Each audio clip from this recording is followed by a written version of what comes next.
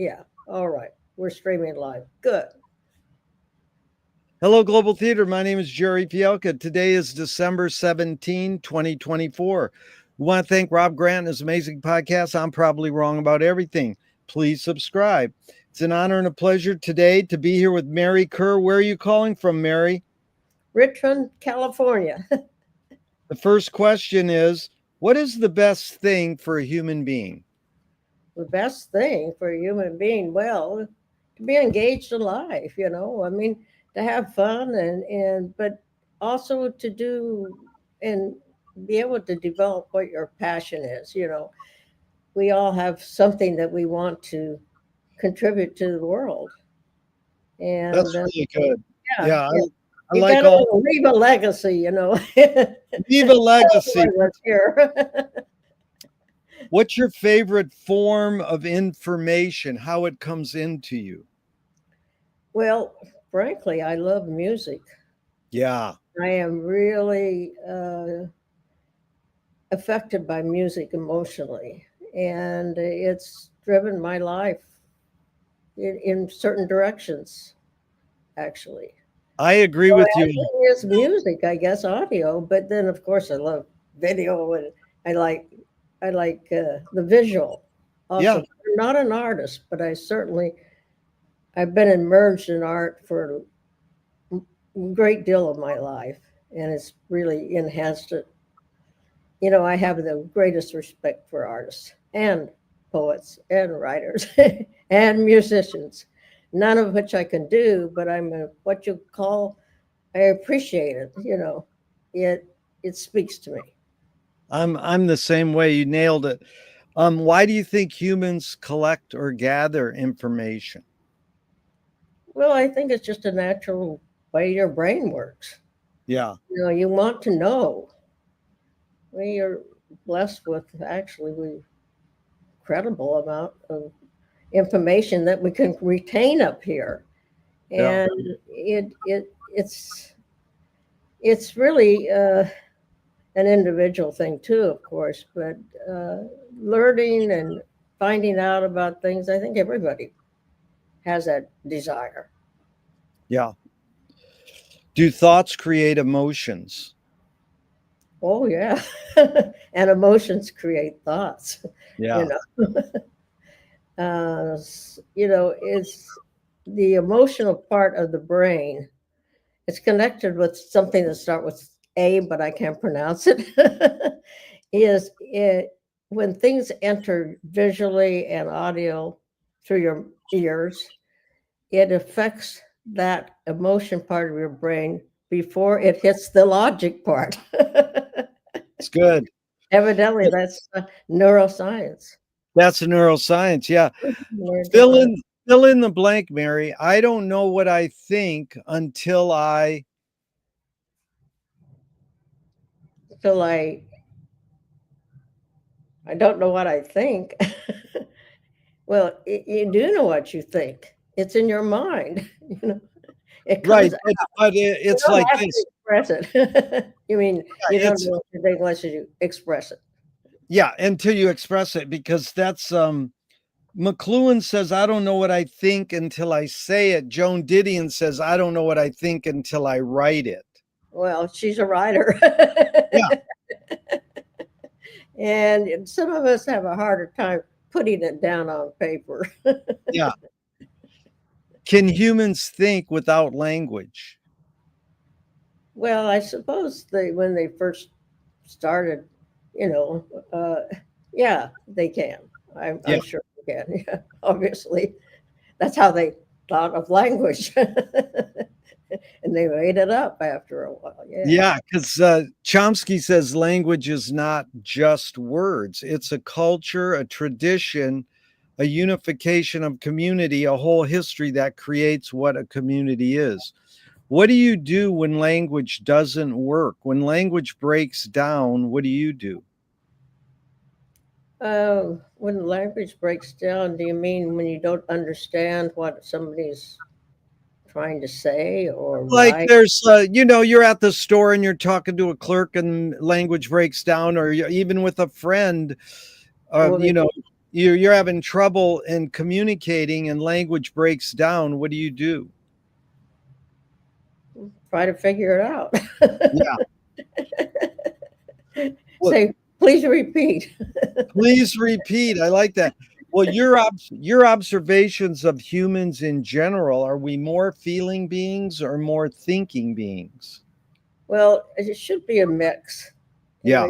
Hopefully it's a mix because if you're just a thinking, uh, if you're thinking emotionally about things and how it affects you instead of in a more objective way, sometimes you look at things in such a subjective way that it's skewed.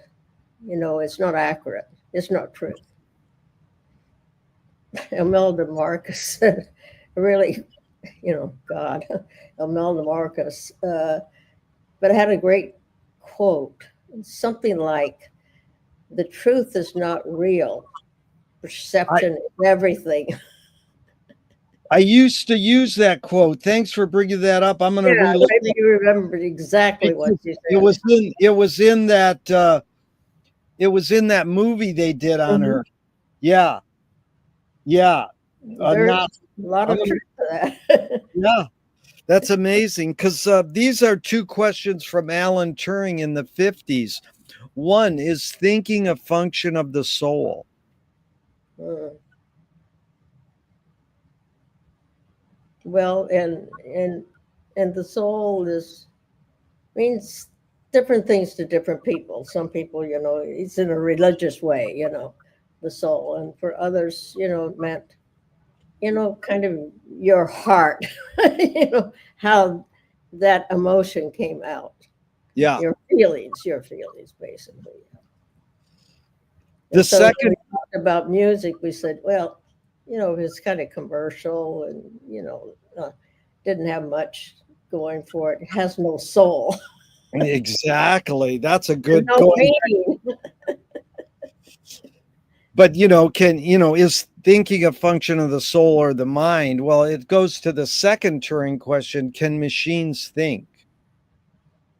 Well, I guess now they're going to be able to think. This new AI is a little scary to me, and well, a lot of people.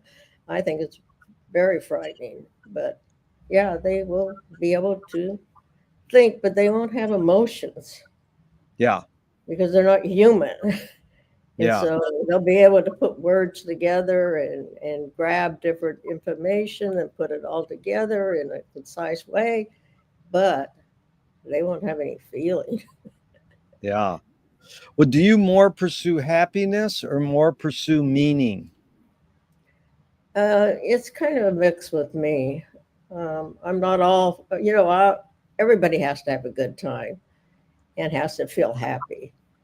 But I don't find that as important as meaning in many ways. Yeah.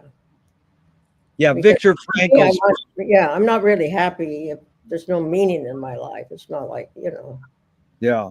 I need something more than just, aha, good time. Yeah, Good. because Viktor Frankl said in his book Man's Search for Meaning, happiness doesn't tend to last, meaning tends to last longer. I think it does. Yeah. Yeah. Does the brain more detect consciousness or create it? Like, is consciousness there bubbling away and we're more so detecting it or more so creating it? Well, that's a hard question.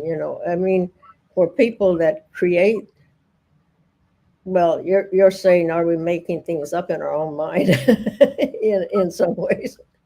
I guess there's a possibility of that. You know, all our minds, it's there are all sorts of reasons why we think differently. We have some people are very creative. That right brain works, really more better than most of us who are left brain. The average person, I think, is more left brain. But those that have that ability in math, music, I guess that's all right brain, and art have another thing that happens when they look at something. they get a visual effect more than you or I or whoever who's more left brain would Yeah. get. It has a visceral meaning. I mean, like my mother, never had much chance as a young girl to paint, but in her older age, she got a hold of some paints and did watercolor. And she said, even when I was a child, when I'd look at colors, I felt something. Red made me feel warm, and yellow, and she felt a physical feeling of looking at paint and getting immersed in a visual world. And so it's kind of an interesting uh, phenomena that all our brains have the different wiring to a certain extent and bring out that ability in some people, and when the other types of person has more of an audio connection with their brain, and they can, I mean, look at Mozart. I mean, it's incredible what some brains are able to do that the average person ordinarily could not do. It's just well, that genius thing, in a Yeah. certain field. Yeah. That was good, Mary. I appreciate what you said. What's faster, speed of light or speed of thought? Probably speed of thought, but it's interesting. Supposedly, you would only think one thing at a time. So even when you have a lot of thoughts going into your mind when you're having some kind of mental problem, usually only one thought is there, and then the other one can come in very fast. But usually, we only think of one thought at a time. So that's why the behaviorist thing evidently works. Like when you have, say, an anxiety problem, if you concentrate on something that makes you feel more less anxious, let's say, Yeah, instead of concentrating on the thing that makes you anxious, you can change how you start to um, deal with it, and it eventually helps you get yeah, over that feeling of anxiety by changing your thought pattern. And you can make a, a distinct decision to do that. I like that. Audre Lorde, the poet, said, "You can't dismantle the master's house using the master's tools." Her colleague Yvonne Rainer said, "Oh, you can if you expose the tools." What new tool do you suggest? Well, I don't know about the tools. uh, that I'd have to think about that. That's a sort of a I don't know whether you have to change your tools, but I Yeah, guess you have to be current. I mean, if we're dealing with AI now, this is a different way of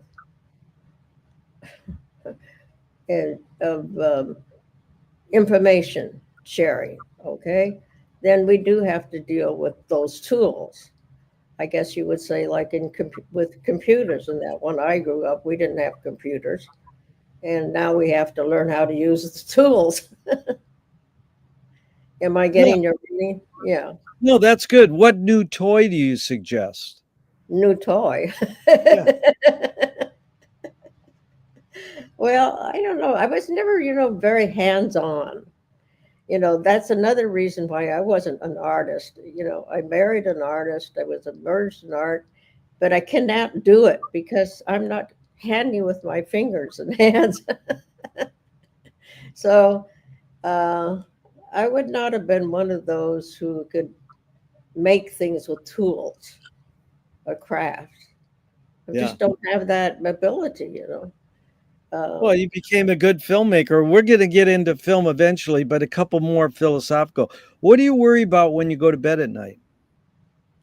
well, I try not to worry about anything because it's hard to sleep.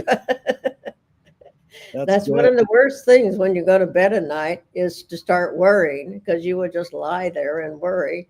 And, it does no good. You're lying in bed. You can't do a damn thing about it. So, You're smart.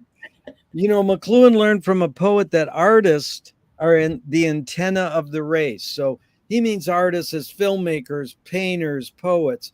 They're broadcasting and detecting the hidden psychic effects of our inventions so we might learn how to cope with what we don't like about our inventions. So, Mary, I asked you the question Marshall probed his whole career. Why do we ignore the hidden psychic effects of our inventions, even though the artists are broadcasting them to us? I don't know, but I think, again, the emotions get in the way for a Yeah. lot of people subjectively, and there's things that they don't want to know or Yeah. they prefer not to know, and they feel more comfortable with what they think they know or Yes. that they have known all their life, you know. That's So good. Yeah, I agree with you. That was well done. So, do artists have moral obligation? I don't know whether they have moral obligation. I think, well, I think they have an obligation to, if they're going to do art, to respect art, respect music, respect writing, and do it as well as they can, and not in a commercial way, but bring out what, like Van Gogh said, a really important thing. He said, I like to, the reason I do art is to bring out what I see in my mind, what my mind is telling me. And he knew what he was seeing in his own mind was different than most people. And he wanted to put that on canvas. Yeah. I think that's what an artist should do and not worry about how people understand it or conceive it. Eventually, someone will get it, but it's a communication with the future too. It's And really good. you Yes. have to add a meaning to it, or else I don't think it lasts. I think somehow that emotion or the soul that gets into the music or the writing or the art kind of it's hard for me to explain it, but somehow, well, let me quickly say something that I profoundly affected me, and I understood it completely. I was in the museum of Metropolitan Museum of Art with Les, my husband, and Les was an artist. And we were in the Japanese section, and we're looking at these Japanese swords, and they were samurai swords. But I've looked at one particular one, and it was just, I mean, it just resonated. I could not, there was something in there that I saw, and it wasn't just what you first would notice. There was something else that was coming through with this sword. It was just, uh, again, resonating. And I looked at it and I said, Les, my God, I mean, it's a samurai sword, but it's beautiful. It's absolutely beautiful.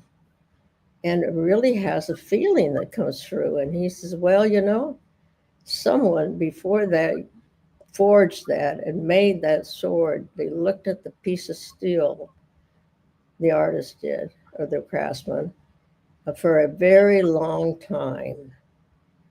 And then they worked on it. Yeah. And so somehow, and we, even when we're speaking, we're using atoms are going out into the world. And so I had the feeling, well, maybe atoms of that and that long concentration on the object somehow got something of that person who worked on that object into it. It's a little hard to explain. I'm Oh, not, but you I really felt it. no, you explained it well. It's like my friend says, energy manifests thought, thought energy, That's it. energy manifest it's both ways, you know, the idea of staring at this metal, like just staring at a piece of paper and then turning it into a poem or a piece of music. That energy is there before, and it goes along with the poet said that poetry is outing your inner dialogue. So you have this inner voice. What language is your inner dialogue in? Yeah, David Meltzer described it. Well, sometimes he says it just comes through you, Yeah. and other times it's just not working. But when Yeah. it's working, you know it. Yeah. But how would you describe it in word? What language is your inner dialogue in? Like what form is your inner consciousness in? I'm not very good with words. It isn't, I'm not good with my hands, and I don't have a big command of lots of words, so I can express. I tend to express myself in the same sort of words, words, and not. But I know I have a feeling, and I'm able to get the feeling out more by. Well, I was always into photography, and that was one outlet that helped me express myself. And I think that's why I got into the video and Yeah.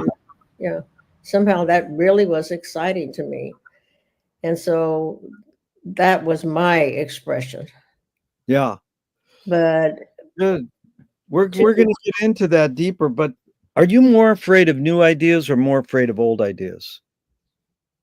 no, I'm not afraid of new ideas. And I like a lot of the old ideas. I'm immersed well, I grew up in the 50s and all that, and that kind of music. And it still speaks to me, the rhythm and blues, I'm not so excited about rap and later music. I think it's gotten way too commercial, but I'm into any innovative new ideas. I Yeah. want to I want to keep learning. Even though I'm older, I don't want to be stuck in and not learn anything. I want to expand. Beautiful. Can you conjure up your earliest memory ever or one of them? Uh, it's my memory, when you're a child is very vague. You have like a few little vignettes, but I can remember uh, running across the street. I was probably around 5 years old, and this stuck in my mind. And I would see a car coming. This was probably in the early 40s, about 5 years old. Yeah, I was born in 1937. And I was going to see my little friend who lived across the street. And I would wait and I would see a car not that close. And going to see, I'm going to beat him. I can beat him. I'm going to run across the street before he can hit me.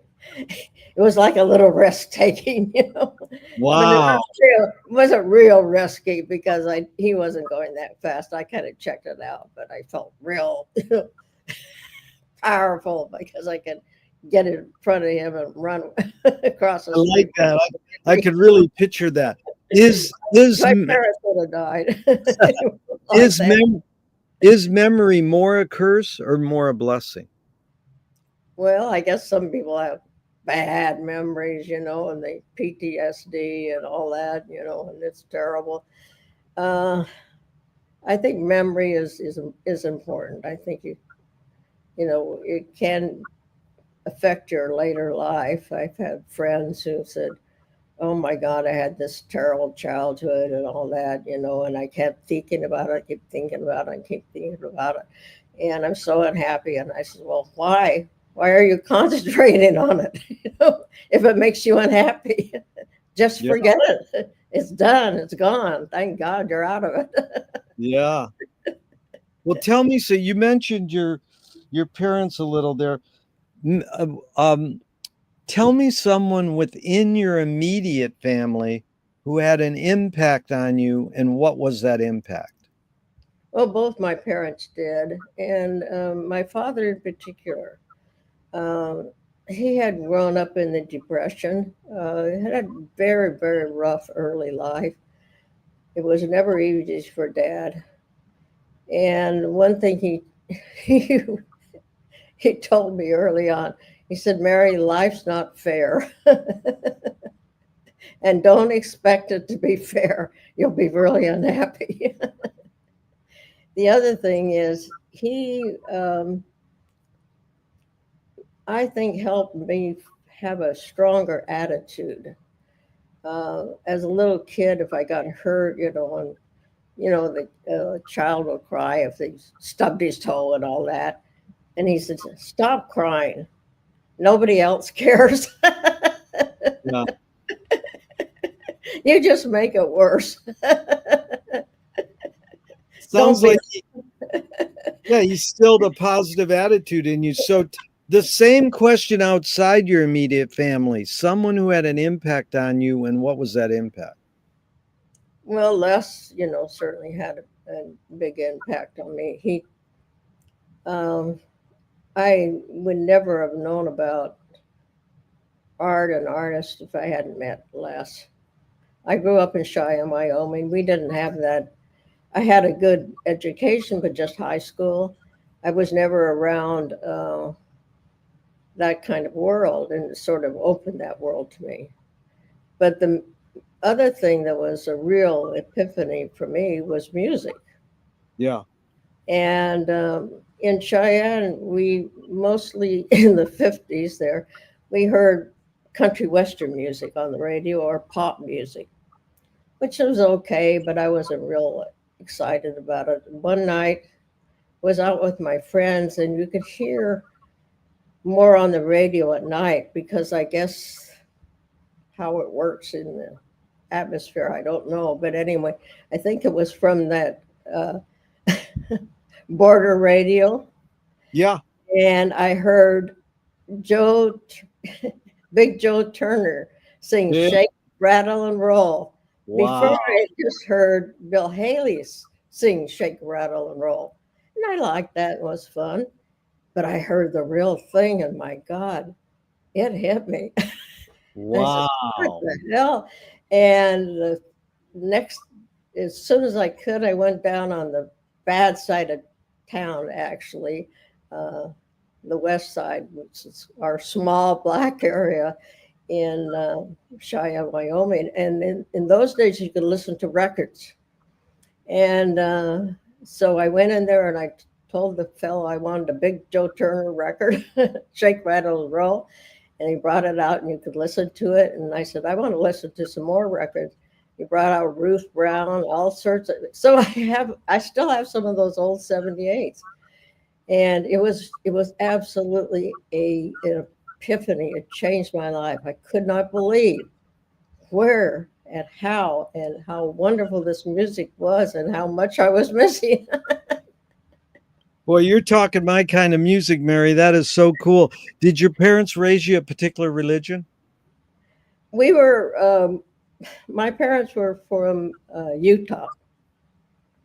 They both grew up in a little area called Little Denmark, basically Sanpete County, 100 miles south of Salt Lake City, and everybody was Mormon.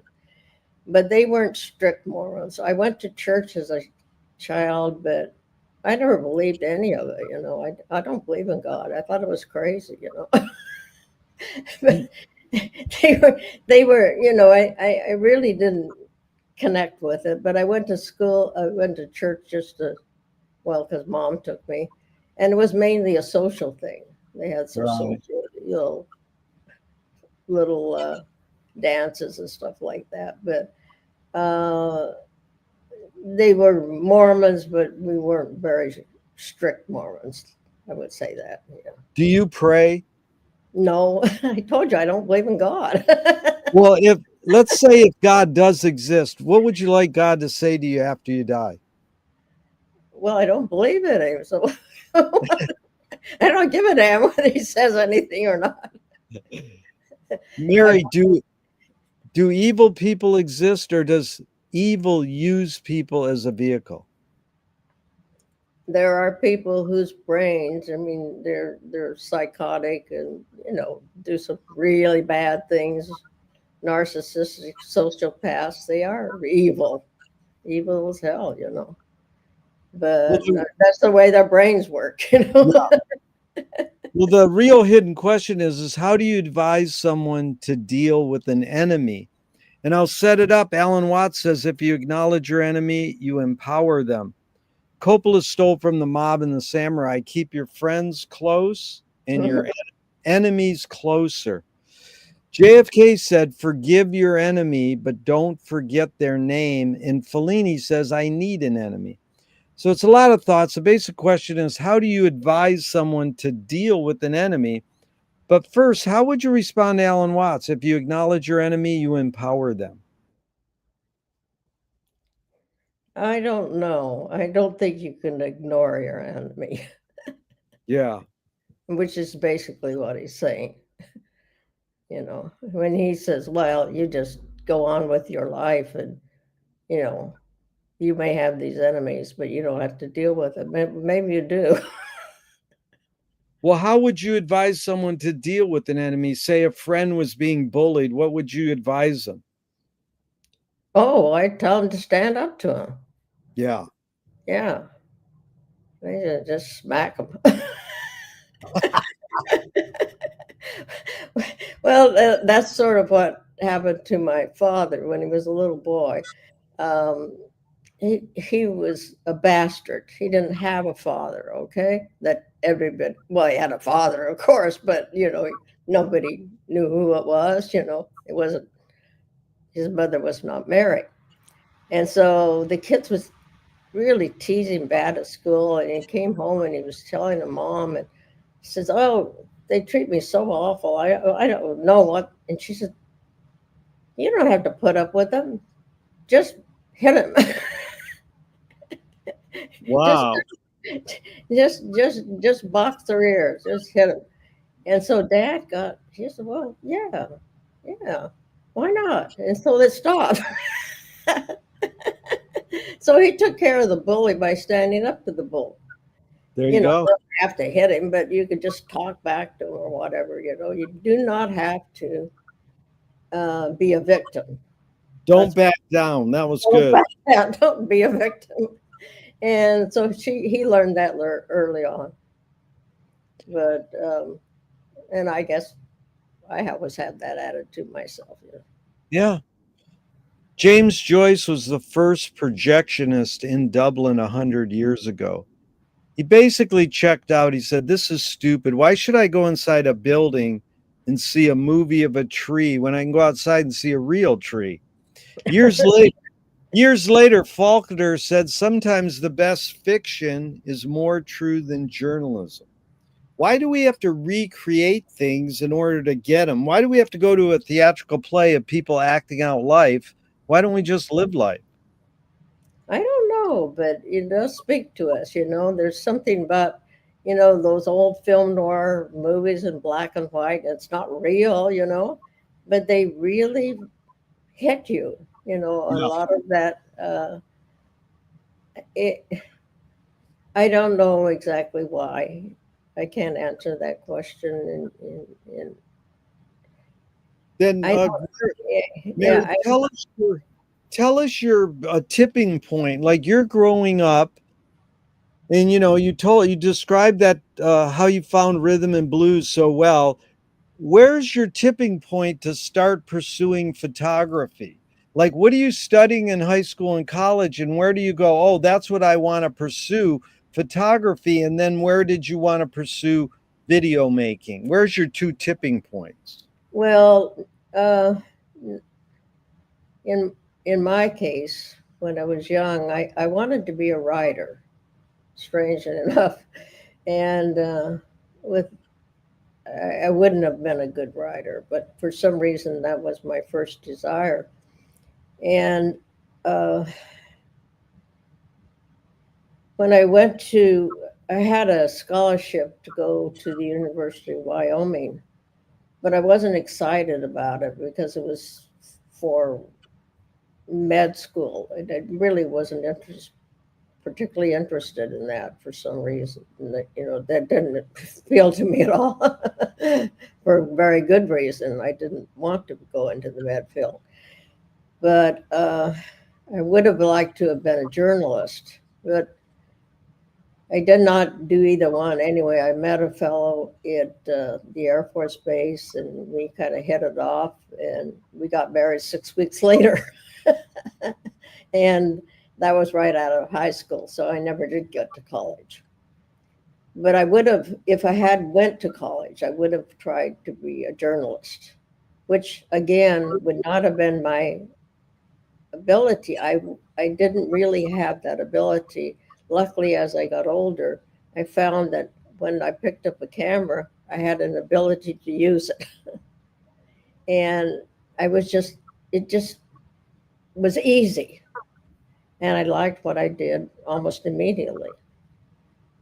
I was able to, well, actually, Les's father gave me an old Leica, and he had, and he was a photo engraver, and I used the Leica, and then I got a 35 millimeter Pentax when we were living in New York, and I just go out on the street and take photographs of what was going on in our neighborhood, which was what they called the East Village, the Lower East Side. Les and I moved from San Francisco in 1964 and lived there for 5 years before he came back. But it was quite an experience, and I still like those photographs. My daughter thinks I should put them into a book, and maybe someday I will. But that's really how I got into the photography thing. I started making my own prints and everything, No, that was cool. And we'll go into film in a second. But when you said you aspired to be a writer, what were you reading at that point where you were aspiring to be a writer? I wanted to be a journalist. I wanted to go to exciting countries and report on what was happening, and I maybe, see. like a war correspondent, that sort of thing, Yeah. Yeah. So then you moved back from the village. Wow, 5 years in the village. That must have been exciting. And then when did you start pursuing video making? What was the tipping point there? Well, video, I don't know exactly when it came out, but when very soon when I heard about video cameras, the commercial video cameras that people could use, an ordinary person, before, they had video, but they were big, big cameras that I couldn't have even lifted, You put it on the shoulder, you'd almost have to have two people, holding it that way. Uh, well, they would do that in the TV shows. They would Yeah. use that kind of camera instead of a regular film camera. Film cameras, incidentally, are very heavy too. The Aeroflex was very heavy. It's not something a woman could easily do. But video was great because you not only got visual, you got sound at the same time, and they were really quite simple to use. So I got very interested in, probably was in the 80s. And so, yeah, that's when you pick the topic of the beats, it's pretty amazing because your films have been important, documenting this history of poets, beats, artists.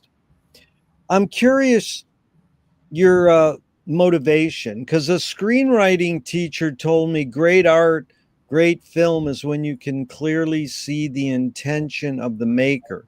Stanley Kubrick says the opposite. Great art is when you can clearly not see the intention of the maker. What role does intention play in your creative process when you're making your films like The Beach or Venice West or Wild History Groups? What's the role of intention? Well, how it first started really was when Les Les got very sick. Um, all of a sudden, it came on probably more gradually than we had thought, but I think he ignored some symptoms. But anyway, when he was diagnosed with cancer, he only lived for 6 weeks. It was terribly fast that went through his body. But uh, he handled it well. And I had just got the video camera, and I knew from what he had told me about his early experiences in LA when he first started in art and at UCLA, and with his buddies Ed Moses and Craig Kaufman, they met some of the more avant-garde artists like Wally Berman and George Herman and all that, and um, started showing their work along with these avant-garde guys like George and Wally at Sindel Studio, and that was exciting for Les. And it started his. He was already interested in art and doing art. They were students at UCLA, but it brought out another aspect of showing the work and connecting with a whole nother world, that he had not been used to. But anyway, he and then he was also in the early Ferris. So he had great stories of how that developed and the characters around him and the artists themselves. And I thought, we and I even mentioned, I says, you've told me a lot of these stories. Maybe we should do it on video. But then I felt kind of like, well, you're going to say your last words, it was a little bit, Yeah. depressing. And I didn't do it. And I always regretted when he died so quickly because he had mentioned, oh, he said, we'll have time to do that. But we didn't. And I always regretted I never got an interview. He would have said some really very interesting things about that time. There was a documentary on, uh, and they interviewed some of these people at that time, Billy Al Bankston and Ed Moses, and Craig Kaufman in the Cool School. Yeah. And that was interesting, but Les's input would have been, I think, very, very good, very insightful, and in many ways profound, because Les had a way of looking at things in a very realistic, non subjective way. And I think that was a miss. So I always regretted that. Uh, and it was not too long after that I started the documentaries, thinking of those past times. And not only that, but the fact that Les and I met in North Beach, of all places. I was hanging out listening to jazz, and I was in the jazz cellar when he came in one night, and that's where we met. So Wow. the beach has a lot of, and I tell the story in the beach, but that was my entry into that world. And then I learned and met all these people that were part of the scene up here in San Francisco.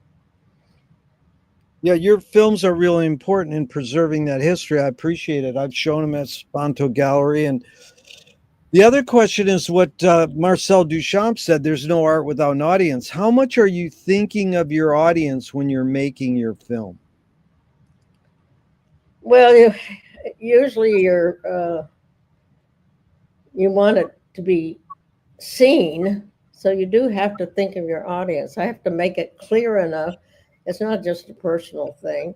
You want to make it clear enough that people would not only understand it, but they also, you want to make it so that it's interesting too, because you can make even the most wild subject dull if you don't engage people. So you have to bring out uh, and that's the kind of exciting thing about video and film is the visual has to be very, very strong and connect with people in a visceral way. You need to have them feel what you're showing. Yeah. Yeah, it's just not information. One of the worst things I think, I did not have any narration in my documentaries. I wanted to make it, I wanted the people I interviewed to tell a story. So you make it very hard for your editor to put things together when you don't have anything to connect it. But I felt that if I did add that, I would take away some of the authenticity. So that's why there's no voiceover narration. The voices you might hear over images are part of the interviews. They were all pieced together through interviews. That's interesting because they differentiate in the documentary world between direct cinema. That's the Maisel brothers and Ricky Leacock and Pennebaker and Frederick Wiseman as fly on the wall. That's observational cinema. And then cinema verite, Ziegler Verthofer, Jean Rouch is fly in the soup. They're more involved in the film itself. So would you say you're more fly on the wall observational or more fly in the soup? You're in the film yourself. Um, Probably I'm a little bit of both, but more on the fly in the soup because, particularly in the beach, because I hung out in the beach. And so when I was discussing some of my experiences, when we start talking, it would be like a conversation. But usually I'm in the beach a little bit.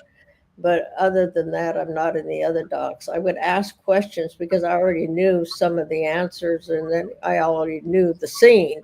And then I could bring it out with the person and then the person would respond by the questions, how they answered the questions and explain was, you don't hear me asking the questions. You just Right. hear the person expressing themselves and get them talking. Yeah. Basically, I would just start it off, but I didn't really say that much. I'd get them talking, but there was that connection of their understanding that I knew what they were talking about. Yeah.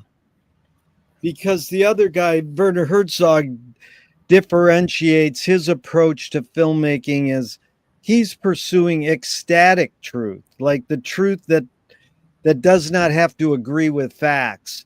He says there's the physical truth, a second kind. That's more like Michael Moore. You have a belly laugh. Mhm. Then there's three, emotional truth. That's like Ken Burns. You watch Ken Burns with your parents and you cry.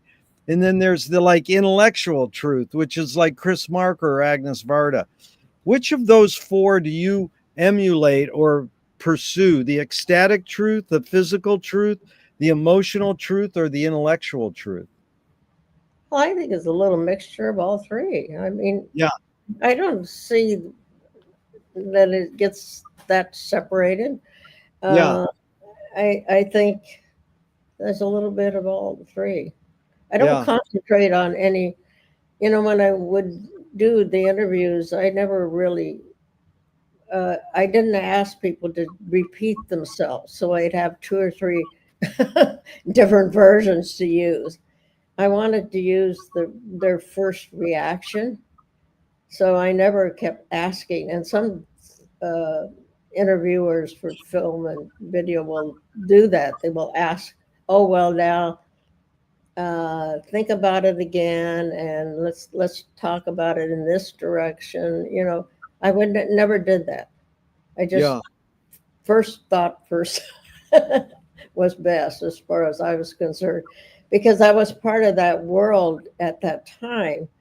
uh, they didn't massage things. They didn't try to make it seem more palatable or better or whatever. It was just what it was at the time. yeah. And uh, it was a little bit improvised, let's say. It's It, good. You know, at the time, as the improvisation in a way, yeah. you brought up Ginsberg saying first thought, best thought. So, Mhm. what do you think the function of poetry is? Well, I think it's a very important function for all of us if we see these words put together in a meaning that we didn't realize was there. It brings, I mean, it's an inspiration. Yeah. Yeah, there's nights when I bring out my poetry books just to reread something which I remembered, was important and profound to me, and reread it again. That's Uh, good. Yeah. it has a constant meaning, I and like, you've interviewed so many of the poets that are important in my life and so many people's. And Kenneth Rexroth said the purpose of poetry was to woo your lover and subvert the bourgeois. I love that because I also loved you interviewed Jack Hirsch, who's one of my heroes. Jack Hirschman, who's one of my heroes. But maybe you've talked to Gary Snyder. He said, "My task as a poet entails seeing the world without language, then bringing that seeing into language." yeah, he was very affected by his surroundings. Yeah, Yeah, and that was a profound meaning to him. yeah, I can understand that too. I never had the opportunity to meet Gary Snyder. yeah. And he's still living. How beautiful is that? So, Yeah. an artist said, art is making your problems other people's problems. Any reaction to that comment? Uh, well, I don't think I'm not into actually political art. I'm more into personal expression. Yeah, Uh, and maybe an artist of certain is affected by the world. I mean, they can't help it be affected by the yeah, world. But what they see and put on canvas comes through their, well, I it is hard to express. There's all different reasons why people do art, and so I don't want to say that there's only one way of doing it, but it's still, to me, it means more that they just bring out what they're feeling, but not so much how the world is affecting them. But I guess there's no way you can keep two of them away from each other. You are right. both affected It's by the world. Yeah. Yeah, it's Yeah. so interesting, Mary, because you anticipated this question and you sort of answered it. But it's like two of my film heroes, their mantra is ignore yourself. Jonas Mekas says there is no self-expression.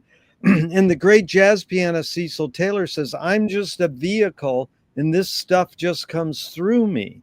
So Mhm. is art making more self-expression or more your vehicle for whatever technologies and environments and cultures are dominant? I think it's something that does come through you. I've had that described to me by more than um, David Meltzer mentioned that, and I've had others say that their poetry or their art, and that just it it just it's something that just happens in their mind, and they just have to express it. And Yeah, it's almost like they cannot express it. yeah. It has to come out. It's compulsion, yeah. It's a But compulsion. That's a yeah, better way to describe it. Yes. but is it Uh, can art making be egoless? well, I think some have more ego than others. Yes, Yeah. but I'm sure that the ego has a lot to do with it. Yes. Yeah. Yeah. You What do you want to express yourself, yeah. not someone else. Well, what do you think the motive of the cave artist was? It's amazing, I guess, what you see in those old caves, and that I think they just wanted to depict the world and leave something. It was like Kilroy was here, as I said before. they wanted to leave a part of themselves. Yeah. It's like when people are in a prison cell and they write words, and try to get words into the uh, uh, well, on the wall or whatever. They Yeah. want to leave something. I Yeah. guess we all have a desire to want to. Well, Uh, that's a perfect lead in, Mary, because I'm doing a project on archiving. And the word archive comes from 1600s. It means a record preserved as evidence. But a lot of these poets you've studied in interviewed are based in Eastern philosophy. In fact, Charles Baudelaire said if you try to make a statement long, deep, and rich, it will age very fast. If you try to only own the day you're talking, it will last forever. So basically, it's two-part question: is archiving more innate or more invented, and do you have plans for your own archive? And just to add a little, it's like if we know Ram Dass taught us to be here now, live in the moment. mhm. Well, if the point of life is to live in the moment, why do we have to collect all this stuff? That's a good question. Yeah, and it's like, Wyndham Lewis actually nailed it. He says artists live in the present and write a detailed history of the future. So you think this need we have to collect stuff is archiving more innate or more invented? Well, I think archiving is important, but I also think that what happened in the past certainly influences what happens in the future and the present. What happens in the present? Uh, if you don't have a past, I mean, it all contributes to how we understand the world and develop, any of our artistic ideas and all that is for something that happened in the past, actually. Yeah. And then it evolves into the current day. So the past is important. Do you have plans for your own archive? All your film and video Yeah. parts, all Yeah. your art that you've collected, do you have a college that's going to store them or any archive? Well, the Bancroft Library has all the interviews from the documentaries, uh, and they have the raw interviews, so they have everything that was said, uh, and then also they have a copy of my documentaries. But that was important to me, and it also helped me raise some money. They paid $1,000 for each interview, which was really wonderful at the time, and that helped me produce. Had to look and find ways because I'm not really independently wealthy, um, and and I had to raise money to finish these documentaries. It took me. That's why it took a very long time. Um, 15 years to get all of them done. All three. Well, Because that's amazing. You got them in, that money to do it in the first place. but you have them in a good archive. I'm very Yes, glad to yes. hear that. I think it was very important to be there. And of course, I have the website for beatera.org for the documentaries, and so that should be preserved. I do worry that maybe no one will keep up the website, and that is important. Now they're streamed. DVDs are going by the wayside, but um, I hope it continues. What we can do in our lifetime to make sure that they get out is important, but after that, it's up to others to Yeah. continue. I'm involved with the Venice Heritage Museum, and we're documenting and archiving a lot. So that's really good that you have this stuff. Mary, we got about another half hour or so. What's more important, conviction or compromise? Conviction. So you've accomplished a lot in your life.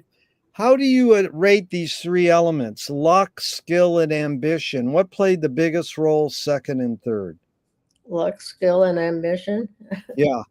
Well, uh, you have to have skill, but if you don't have a bit of luck and ambition to pursue the luck, a lot of it won't come out. You know, you will be a skilled craftsman or a skilled artist making art for yourself, and nobody else will see it because you don't have the luck of getting it shown and seen, or the ambition to pursue getting it shown and seen. Unfortunately, it is important that you have a bit of that besides your own ability to work and express yourself. You have to, if you want others to connect with others, you have to find some way to get it out into the world. Yes. Is perception reality? Well, again, you know, as as Imelda Marcus says, you know, it's our own reality. It may not Yeah. be. Lewis Carroll says, I believe as many as 6 impossible things before breakfast. Have you believed in any impossible things lately? Well, I guess in some ways I never was really practical. And so some things that, like when I first started the first documentary, it was like the emperor has no clothes. It's like, I've never done this before. I mean, what the hell is wrong with me? This is almost insane, but I have this desire. Uh, but maybe I'm biting off more than I can chew. You know, I could use the video camera, but I'm pretty much a novice.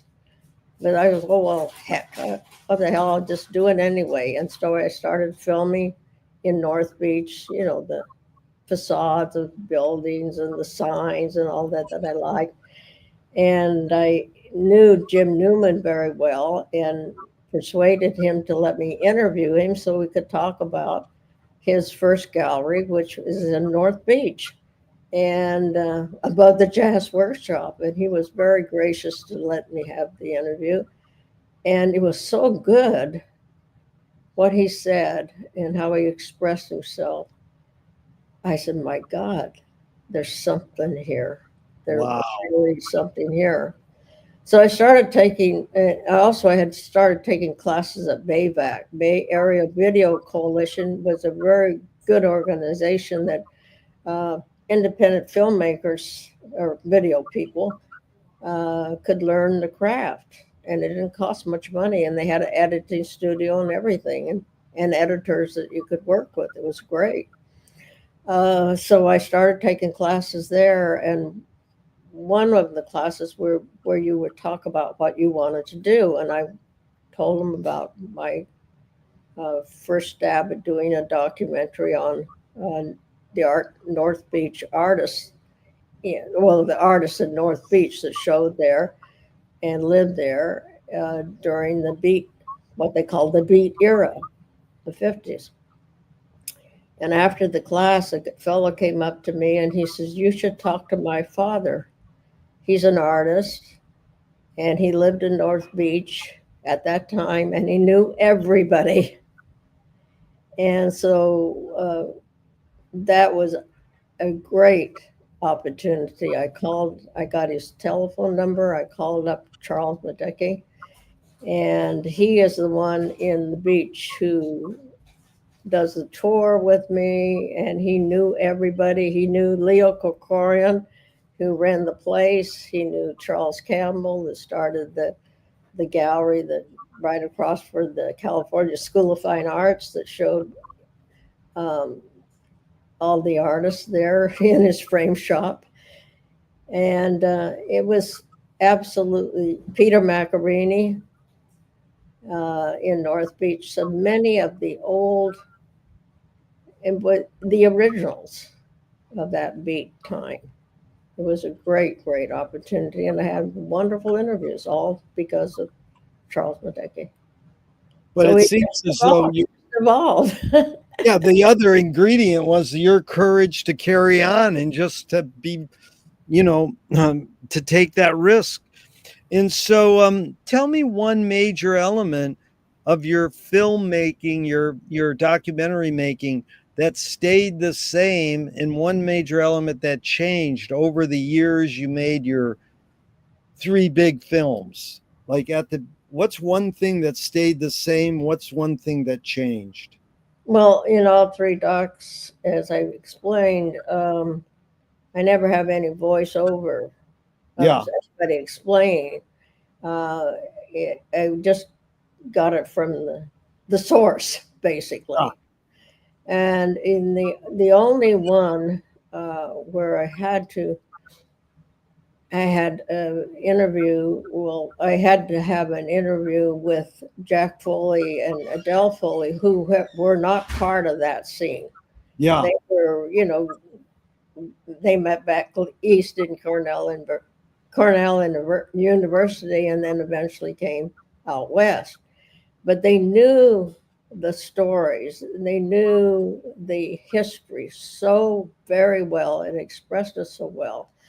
And I wanted to do a tour of where the locations were of the galleries. I wanted to go to and the Fillmore building. And it was all fairly close, so you could go up and down Fillmore Street and down on Union Street. And that's basically where these avant-garde galleries were.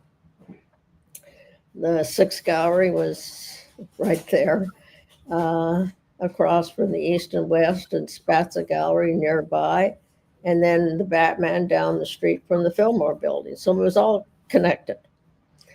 But Wally Hendrick, who I wanted to do it with, who was one of the great artists there, and lived in the Fillmore building, as well as Les and I lived there too.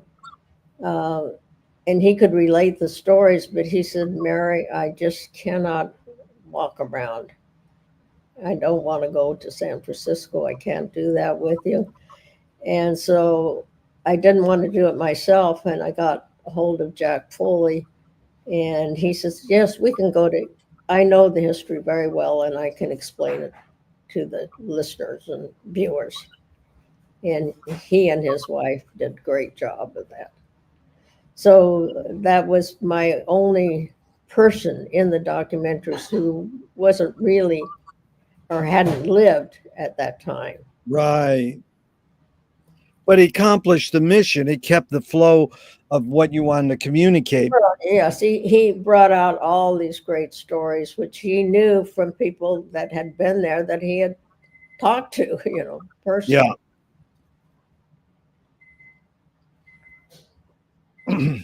So that was a great help. But anyway, that was the only thing that was a little bit different on the last Yeah. documentary.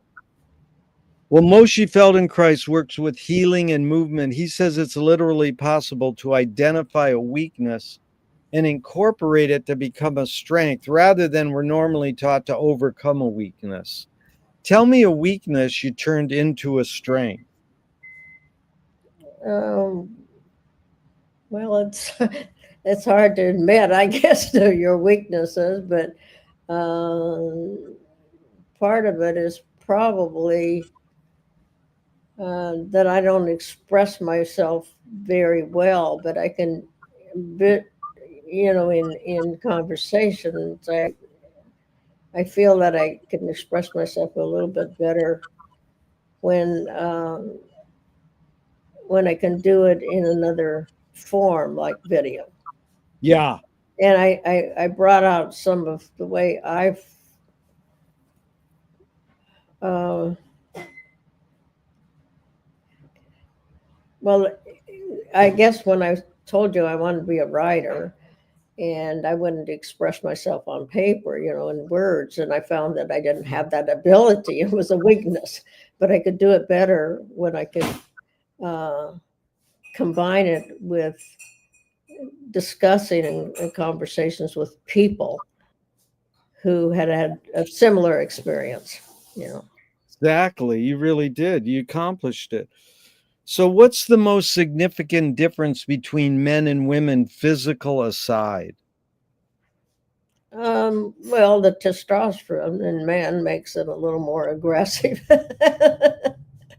or quite a bit more aggressive. That is definitely true. I think the hormones do make a difference, and women's hormones are more nurturing, uh, a little less combative, and more feminine in nature, as it would express as the feminine is. Well, perfect. You got ESP. The next question is fill in the blank. Fill in the blank. Anger can be a productive emotion when. Well, yeah, it can be because it makes you mad, and uh, it was like it can be a very driving part of your life. In other words, you can be so angry and feel that something that happened was so unfair that you determined that you would correct that. Yeah. And that's what happened to Gandhi, uh, and led him to how he led India uh, out of their servitude, when he wasn't allowed to get on the bus, I guess, in Africa, South Africa. It just became increasingly aware that this is not right. This is unfair, and I'm going to spend my life changing. Yeah. Beautiful example. Wow, what a hero of mine.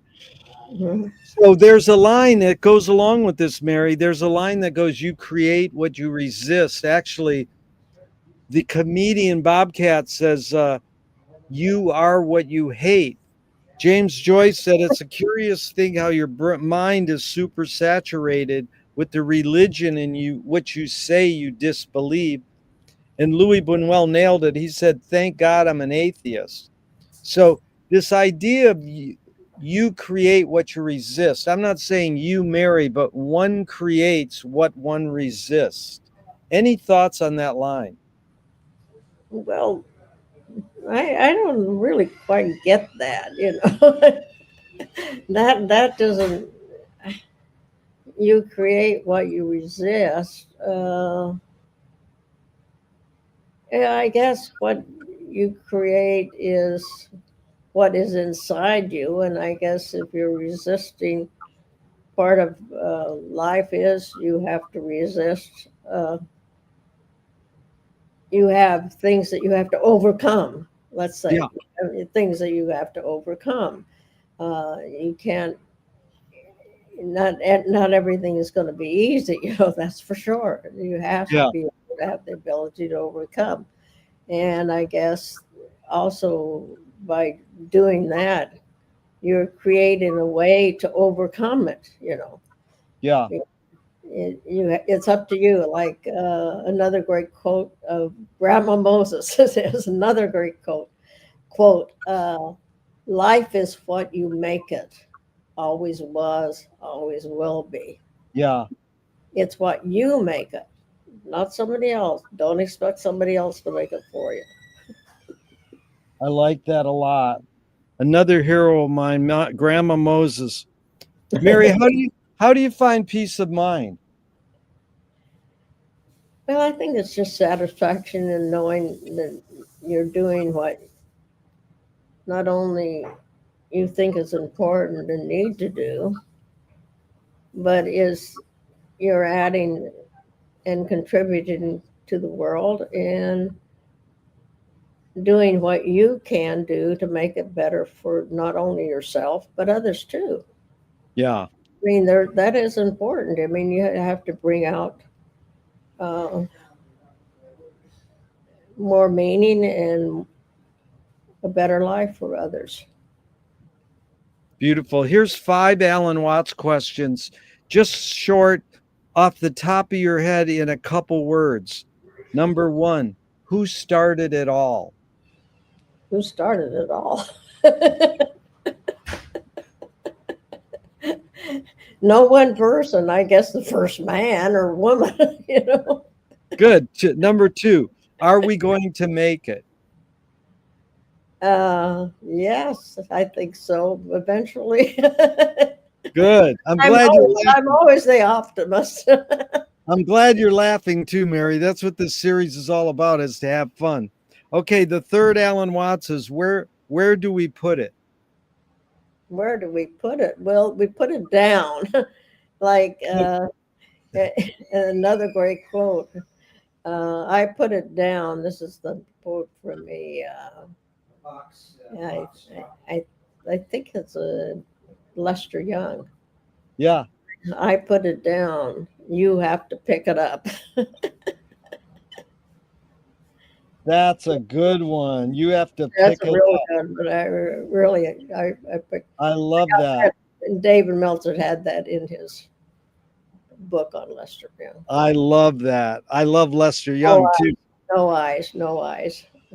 Okay, here's number 4 of Alan Watts. Who's cleaning it up? Well, that's a hard one. uh, somebody better be. Somebody. And the 5th Alan Watts is it serious? Oh yeah, it is serious. Yeah, we Yeah. have to laugh. We have to not take it so serious, but yeah, it's life or death. Yeah. It's serious. If you were walking down the street today and you met yourself as a 12-year-old, what would you say to your 12-year-old self? Well, I don't know. It's kind of hard to to picture that. I would hope I recognize him, recognize myself.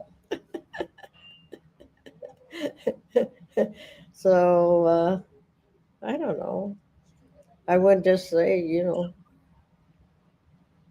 have a good time. You get on with it. Those are positive words. Mary, if a publisher was to release your autobiography off the top of your head, what would the title be? Well, I haven't done an autobiography.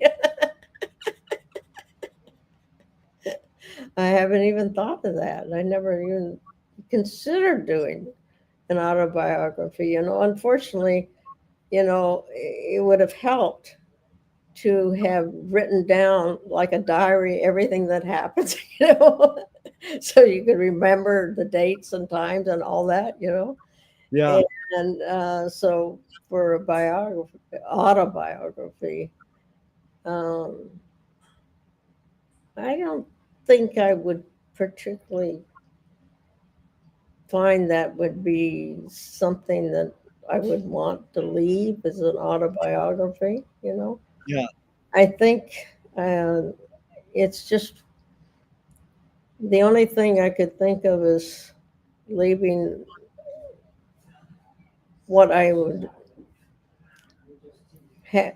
What it is really what you leave is what the memories of the others people have of you. Yes. And they can write the biography. I'm not going to write an autobiography. Mary, can you forget to die? Well, I'd like to. I don't want to. I have trouble conceiving it. I'm not. I'm 87 years old, and so it's like getting a little bit closer to the end. And it's not exactly a great thought, but what can you do? Yeah. Can't do anything about it. But yeah, I'd like to live forever. Well, you got a great attitude, and it's really been a delight. I have a few more questions, and we're out of here. So, What's the cultural shift you see developing today that inspires you? Well, I have a trouble seeing. Well, I've seen wonderful in writing. I've seen a cultural shift of the intellectuals really trying to and bringing out as much truth as they can in this world where so much has been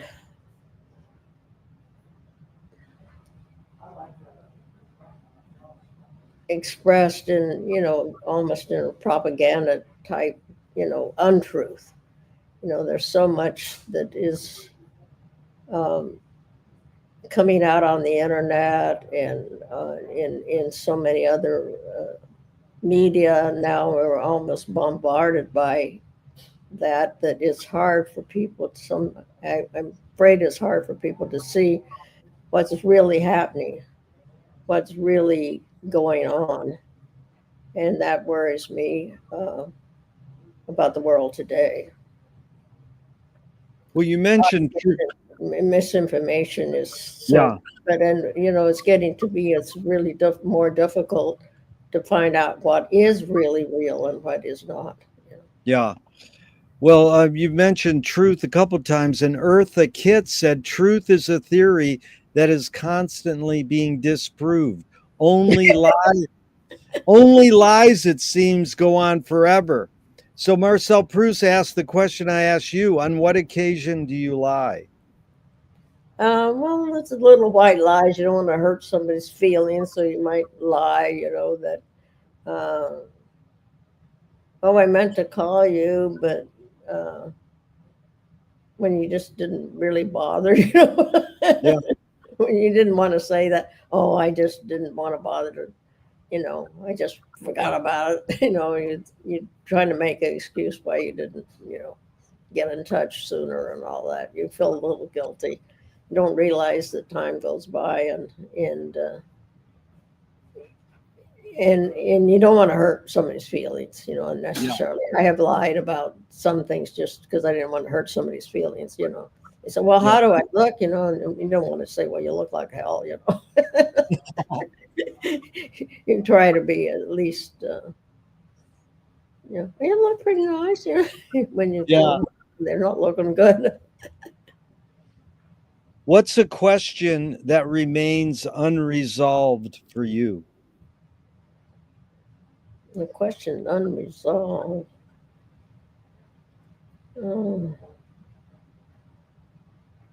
that's a hard one um, because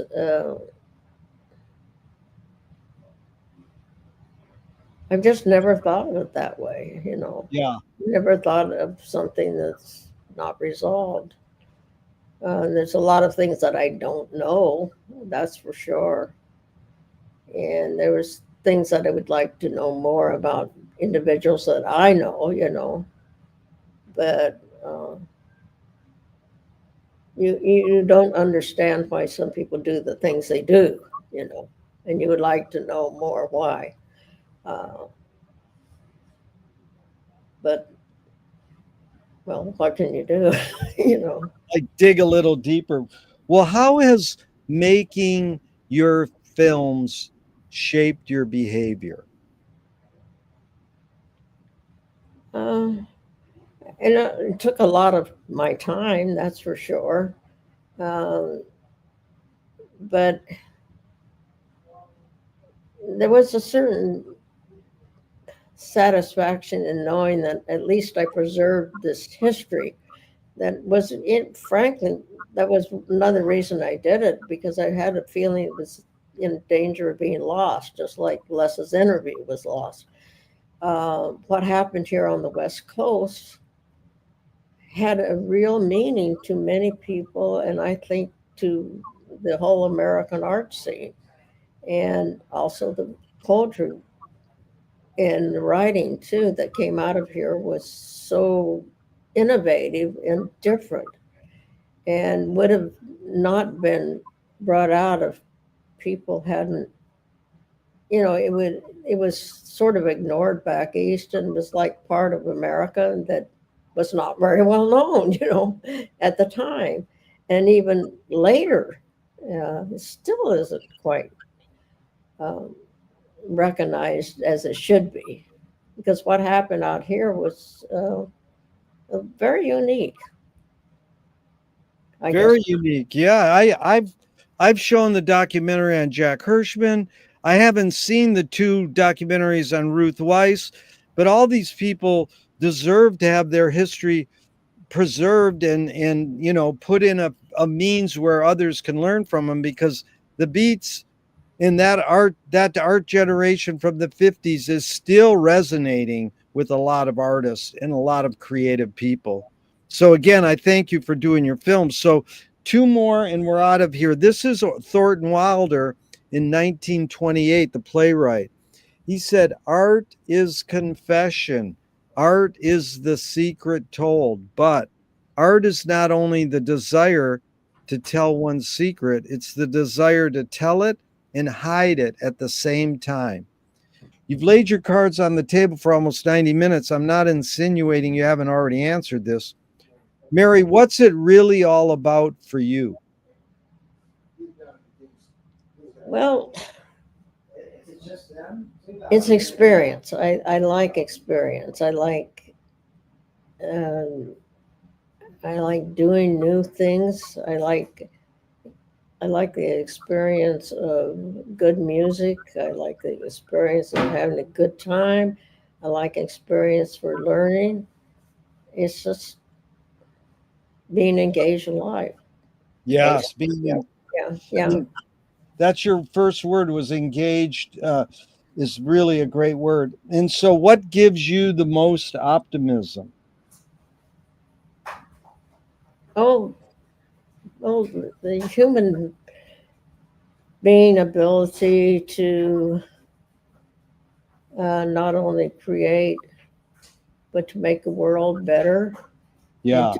to discover the other thing, discover more and more of what is here and preserve it and leave it for the future, and things can continue to evolve as they have before. I mean, it seems like things are accelerated uh, in history now, uh, where the discoveries in the past are becoming more and more complicated and involved and all that. My only worry again is with this AI and more of this uh, misinformation, that we might lose some of the human touch, Yeah. which is to me the most important. Well, if we don't have that, then we don't have anything. Human touch. Wow, what a way to end, because the first question I ask is, what's the best thing for a human being? And Wilhelm Reich said the best thing for a human being is another human being. That's it, human touch. And the last question I ask is, what gives you the most optimism? That's what they asked Groucho Marx at the end of his life. And he said, other people. So it's sure been fun spending this time with another person, especially because it was you, Mary. Thank you so much for your time and energy and all your great films. Okay, and let's keep it going. Let's keep it Keep it going. going. That's you again. You have ESP. That's exactly how I end my interviews. I go, even though I'm going to hit the end broadcast button now, I hope this never ends and we can keep talking forever and ever. Yes, it's been fun. Thank you so much, Mary. And thank you too. All right. Bye. Bye bye.